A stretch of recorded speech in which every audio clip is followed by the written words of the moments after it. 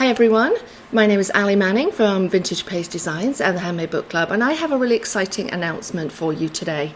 This is a project that myself and my team have been working on for over a year with a very special partner of ours, and today's the day that I can finally reveal it to you. So if you've ever looked at a bookbinding supply list and wondered, where do I actually buy all of this stuff? Do I have to go to multiple different places and spend shipping from all different places, or will I be forced to go to a large online supplier for all of this, whereas I would rather work with a small business? Then I have the thing for you. I've curated two tool bundles with John Neal Books and Paper and Ink Arts. Paper and Ink Arts actually owned John Neal Books. We have a basic toolkit and a upgraded toolkit. So these are based on the tools that I personally use every single day in my studio. That's why it's taken quite a long time to get this up and running, so that they have exactly the tools that I use. The basic kit includes everything a beginner would need. It includes a bone folder. It includes PVA glue. It includes the two awls that I love to work with. It also includes the tool that I love measuring with all the time, not a plastic but a metal ruler. It also includes the needles and the wax linen thread that I use every single day in my work. And last but not least, my friends, is my very favourite Olfa knife with the snap-off blades. If you've heard me talk about this once, you've heard me talking about it 1,000 times. So the 9mm Olfa with the snap-off blades is included in the basic kit. So everything that you would need to get started with bookbinding all in one spot. There is also an upgraded kit. This would be great to put on your Christmas list or your birthday list, and that includes a Teflon bone folder. It includes a Japanese screw punch, some beeswax. The punching cradle that I designed is now available. I no longer sell it. It's available through John Neal Books and Paper and Ink Arts, and curved needles, plus my very favourite corner mitring tool, this lovely heavy metal corner mitring tool, which I use whenever I make hardcover books.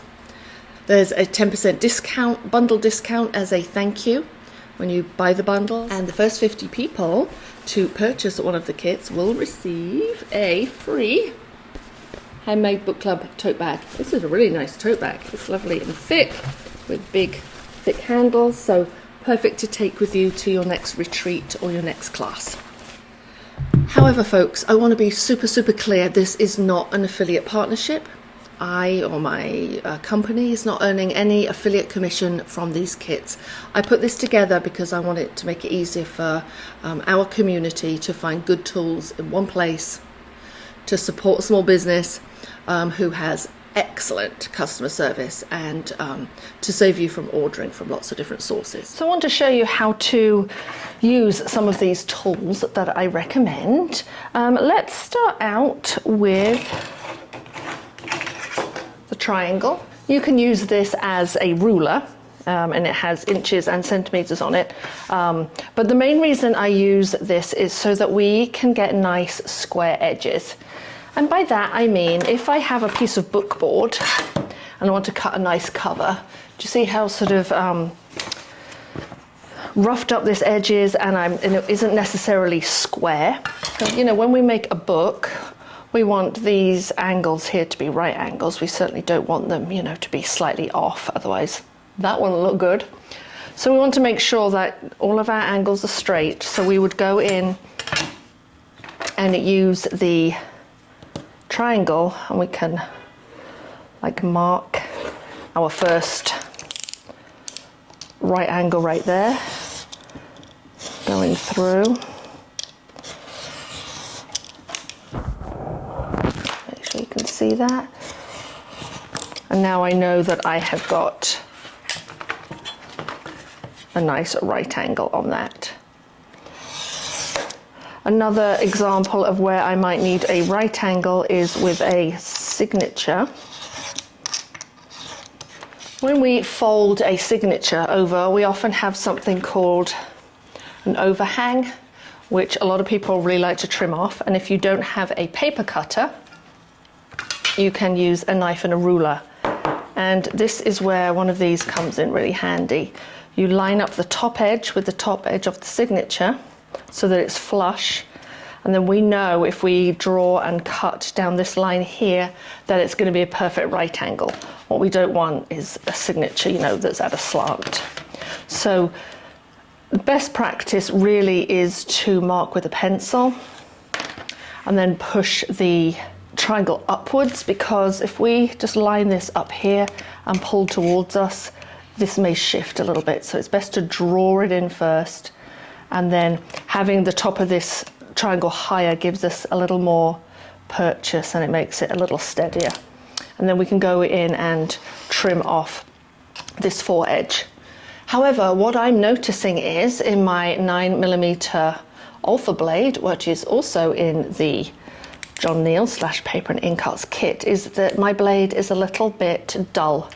And you can see on here there are areas to snap it off, kind of ridges. And so what you do is you take this tool from the end, remove it, and in this little slot here on the top, right there is where we put the blade. So let's lower the blade down so that our little score line there that we're going to snap off is sort of near the tip, but no more. And then what I like to do is I like to have a pot to hold all my sharps. So this is just a decorative tin that I have. There's a little loose blade in there. And then this is the bottom of a water bottle, because that's not so pretty on my work surface, but a little tin like this is much prettier. Just a little tip. That's my bookbinding tip for the day.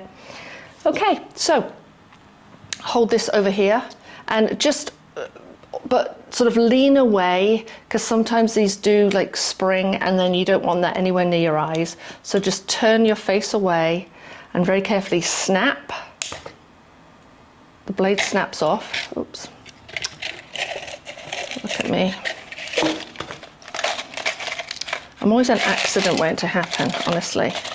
There we go.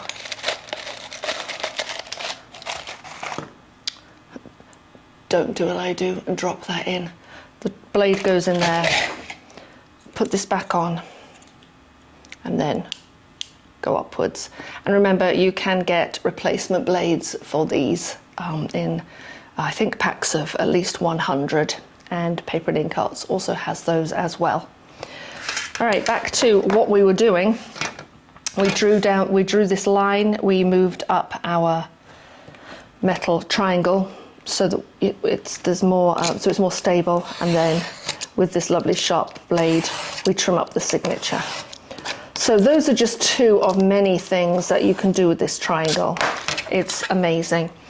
You can get plastic versions which are fine, but what I find is that if I cut against a plastic triangle, I tend to nick it. Also, I find plastic slides a little bit.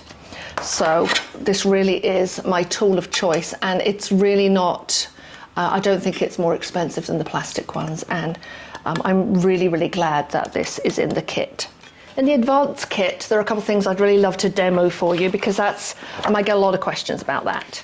So one of the tools is, as I mentioned earlier, is the corner mitring tool.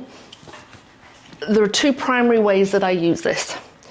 This metal tool is approximately 3/4 of an inch wide, which is the perfect size for a turn-in. So by a turn-in, we mean the gap all the way around the paper or the book cloth when you are covering a piece of book board. So when you are making independent book covers like this with this Coptic journal, here's your book cover, and then we have to fold in the fabric or fold in the paper. We need to have enough space all the way around, or enough fabric to turn it in, And it's really handy to, well, it's really good practice to make sure that the turn-in is equal, because sometimes you can see it underneath your end paper. I don't know if you can just see it slightly under here. So it's good practice to make sure that the turn-in is equal all the way around. That's where this cute little tool comes in. So back to our Alpha knife. I've just glued this board down onto a piece of decorative paper. And what it also means is that you don't have to measure the paper exactly to get 3/4 of an inch all the way around. You just glue your book board onto your paper, onto your book cloth. Then you can use this tool to cut around it to get an even turn in all the way around. When you're using this, make sure that the triangle faces inwards, because if we do that, we would skip. Ask me how I know. All the way around. So this gives me 4 even turn-ins, which is what these are called. Now now we use it to do mitered corners, and I'm not sure you can even really see here, but you know, there is a mitered corner, which is nice and neat. And there's another one right there. The book cloth's a bit fray, but and by a neat corner, what we mean is that there's not too much fabric or paper at the end here bulging, and there's not too little such that you've got like a gap right here, like a sort of white space. So all you do is put this into the corners, make sure the book board is snugly in the triangle, and then cut on all 4 sides.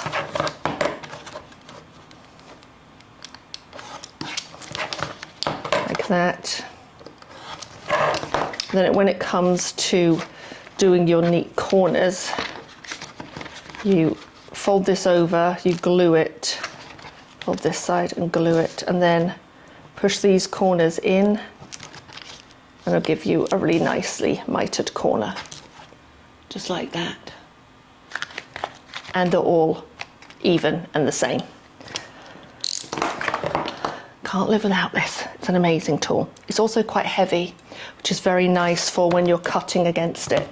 As I mentioned with the plastic, sometimes when you cut against plastic, it can move, it can feel flimsy, but this feels very sturdy and easy to cut against. And I definitely recommend it if you plan on doing lots of hardcover books. A tool that you might find useful if you like to do soft cover books is what's called a Japanese screw punch. A screw punch is called that because of this screw-in action. When you push down like that, it screws downwards. And the one that Paper and Ink Arts have is a really nice quality one.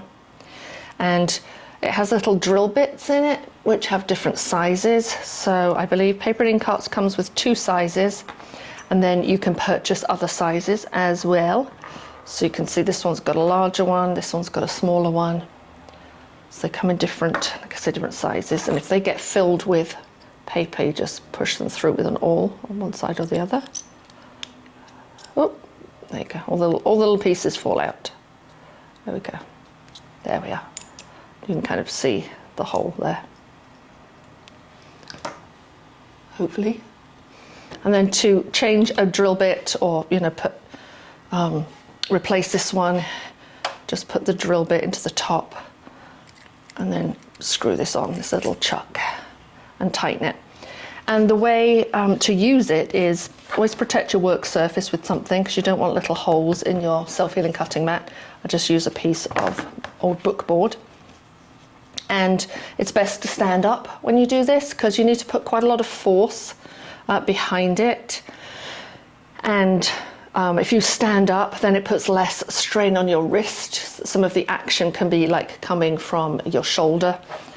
And then this is going to be very loud, so just hang tight. We're going to hold it with one hand and then grip with the other and push downwards. I'll try and, well,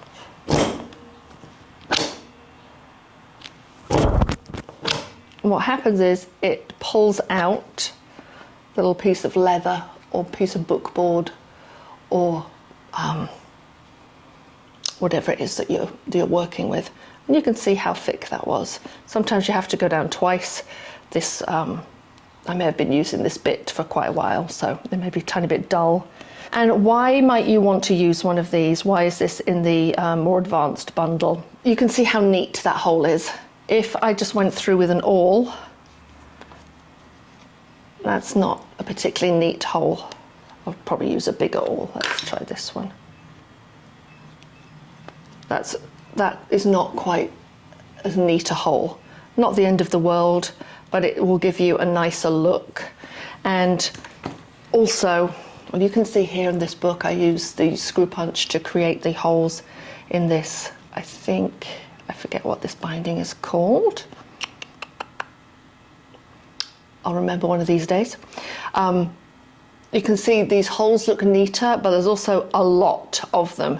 So if I was punching these holes using an awl by hand, my hand would get tired pretty darn quickly. So not only does it give a much neater effect, but it also saves your wrist sometimes. And you know, I've used it right here for my little closure to sew on this piece of pink. And I just covered over the thread on the back. And then I also used it here. I got one of my larger drill bits and went through a few times to make that large hole. Then I also used it to make this the hole for my screw punch, which, whoop, right here. So I'm not going to pull it out, but well, yes, apparently I am. There we go. I used it for that as well. So, you know, not just sewing holes, but holes for other projects as well. So Japanese screw punch, it is an investment, but it's definitely worth it. Also in the advanced kit is one of my punching cradles. And you would use this for punching holes in your signatures. So you put it on your desk like this. You open up your signature. This only works for signatures on the smaller side. If you do have a signature that's larger, you can put it in one end and then twist it around. You pop this in the middle like that, and then you can go in, you put a template in, or you may have the holes marked with a pencil. You just go in like this, push downwards, and what happens is the awl goes through here and then into this gap right here. This gives you nice, neat sewing holes. And it also makes sure that the sewing holes are right down the center fold. Sometimes when you do sewing holes on the table, what happens is you think you're coming down the center, but you wind up actually coming out on the front. All right, my friends, I hope that was helpful, me showing you how some of the tools work in the bundle that I have put together for you with paper and ink arts. These kits are meant to give you a clear, thoughtful place to start in your bookbinding journey or to continue bookbinding journey, and you can find the links below to those two bundles and where you can get your tote bag. All right, my friends, drop any questions you have in the comments, and happy bookmaking.